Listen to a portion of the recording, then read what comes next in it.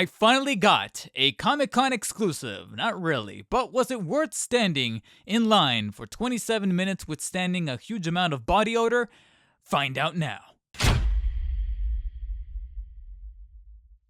So this is going to be a bit of a controversial kind of take as far as what truly deserves the medal, the label, the title of a Comic-Con exclusive, especially when you're dealing with a titan like McFarlane Toys. Especially when your exclusive is technically a figure that already exists. And that's going to be the case for the Bruce Wayne and Ace Batman Beyond Gold Label exclusive, even though it's not really an exclusive, to San Diego Comic-Con. And that is because I started to actually get kind of confused when I started to see photos of this guy already circulating out there when he was bundled with the original Batman Beyond as part of the DC Collectibles wave. So frankly, we have another case where McFarlane simply just took a pre-existing figure, probably had the blueprints or something like that, and decided to release it under their DC Direct label, but still with the McFarlane Toys branding. Well, I don't have the original. This is a brand new kind of opportunity for someone who missed out on the original to get it, and I feel like, at least for the sake of the lulz, the sake of the experience, let me wait out this line and see if I can nail down this exclusive, along with a couple of other little knickknacks and goodies during the Comic-Con weekend. And so far from what I can tell, I would say that the line at least wasn't all too bad, but this is not necessarily the grail-all to be-all for anyone who missed out on San Diego Comic-Con. You see, despite taking the traditional DC Multiverse kind of style to the packaging, which I really do like. I really like the clash of the black with the red, the maroon red, if you will, kind of taking inspiration from the themes of Batman Beyond, and still giving it that McFarlane Toys flair with the back of the art, as well as the side paneling of the box, and even that cool looking bat symbol there on the top that I failed to notice up until I got home.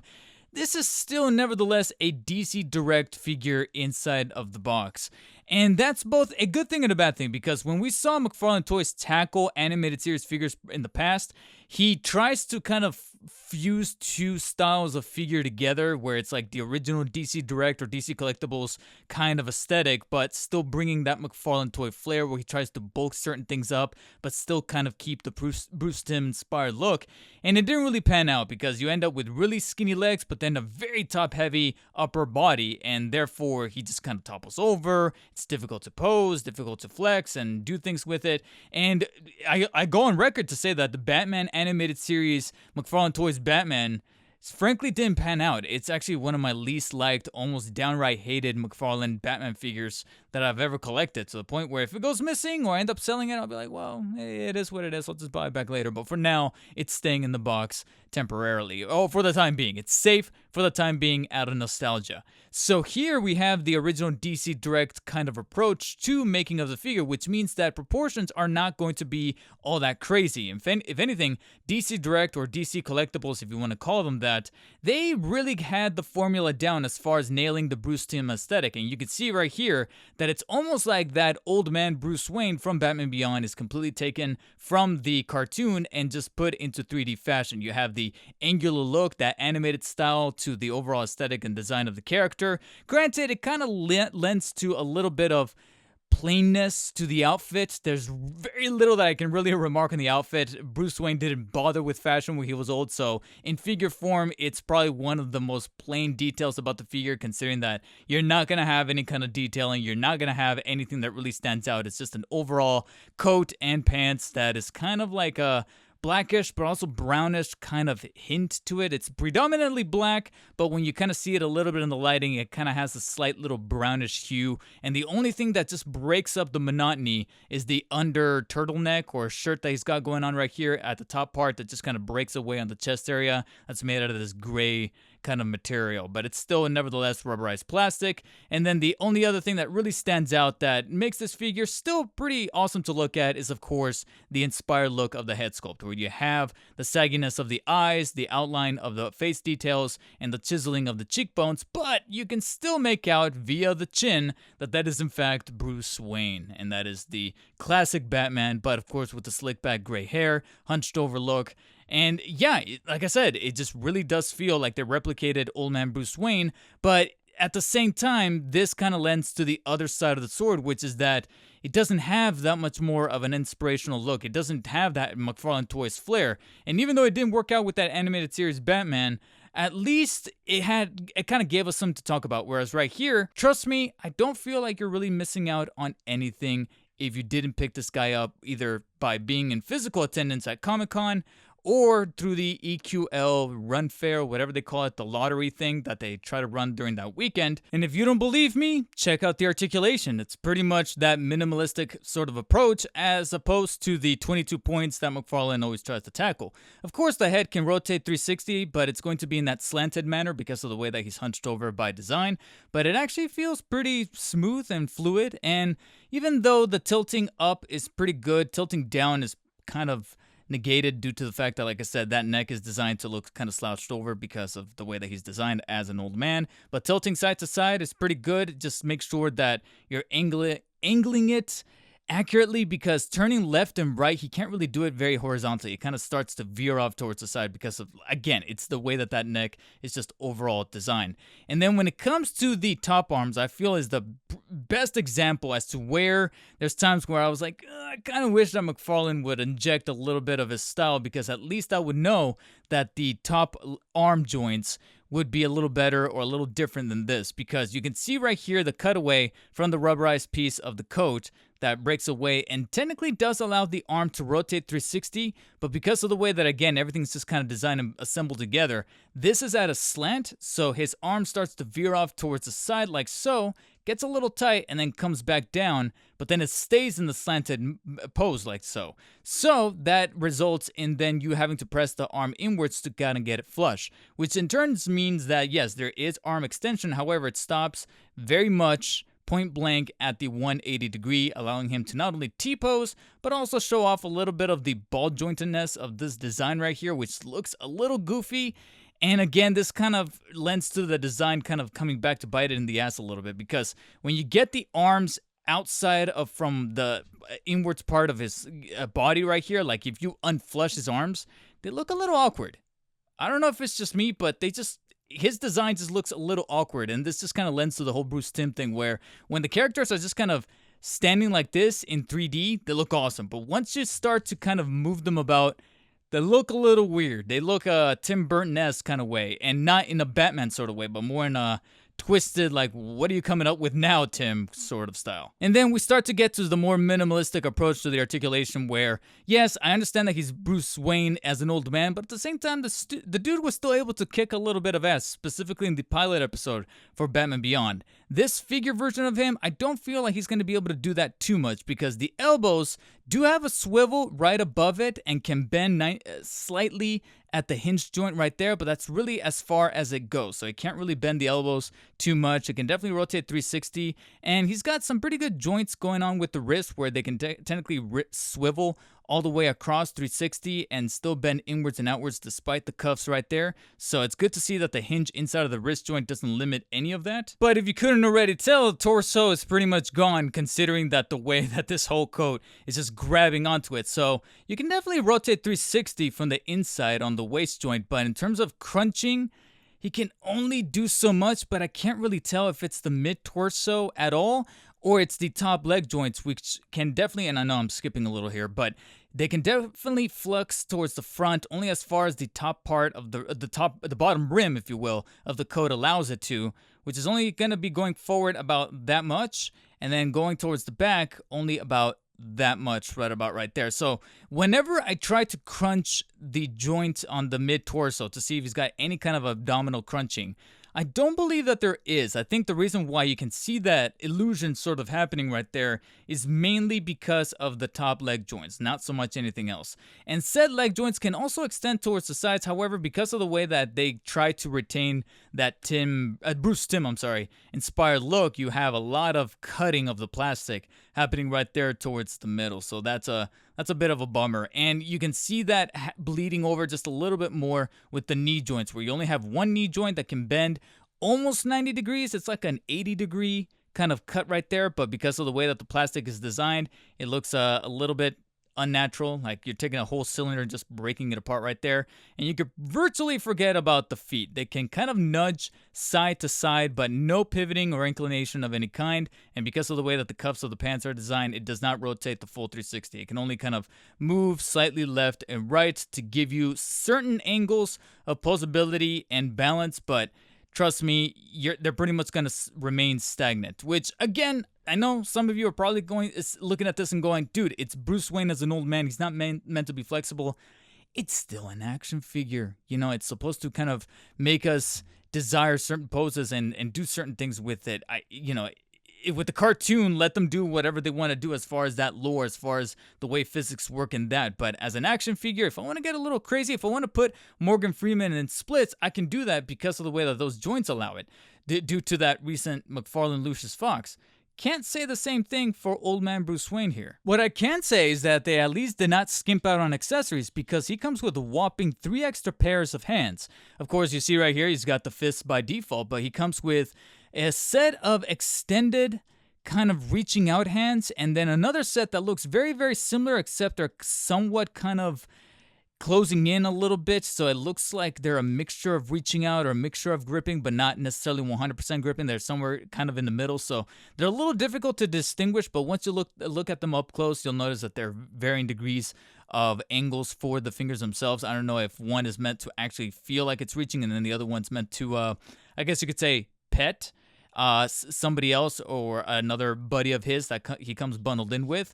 But he also comes with actual gripping hands that are kind of designed in this kind of cylindrical sort of position to be holding something in them. And that's because, being old man Bruce, he naturally comes with his cane right here, which is of course a very natural, grayish piece of plastic right here with a little bit of cone shape here towards the end to allow it to very flush with a surface. So once you position it the right angle with the gripping hands, it definitely looks like this is at least serving as a, I guess you could argue, a third leg.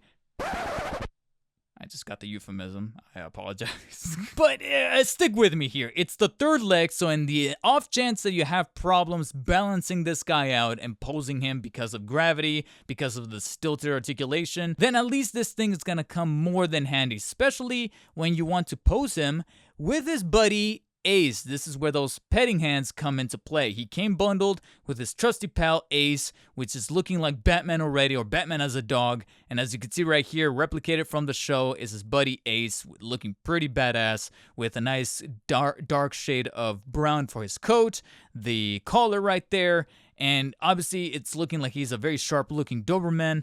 But here's the thing, is that he is in fact still technically an accessory, so it's not a full-blown canine figure, and as such, he comes with pretty standard, actually pretty good articulation for considering that I was expecting this to be one solid piece of plastic to characterize Ace, but it's good to see that all 4 legs are technically articulated, even though it's only one joint that moves forward and back on all 4 legs. But at least it does a good job of kind of respecting the anatomy of an animated dog, so you can actually kind of pose him to make it look like he's running a la the frames that he would be animated in the show. They can only go so far with the budget, so he's either like this or like this, if you catch my meaning. So it's cool to see that they kind of replicated that a little bit there. Kind of wish that the tail was a little better articulated. It kind of wags side to side, but it can't fully rotate. I'm kind of scared to give it some extra presses because I feel like it's going to break or do something, so I'm going to leave it alone like that. And the head can still rotate full 360 and even kind of bend inwards to look a little down,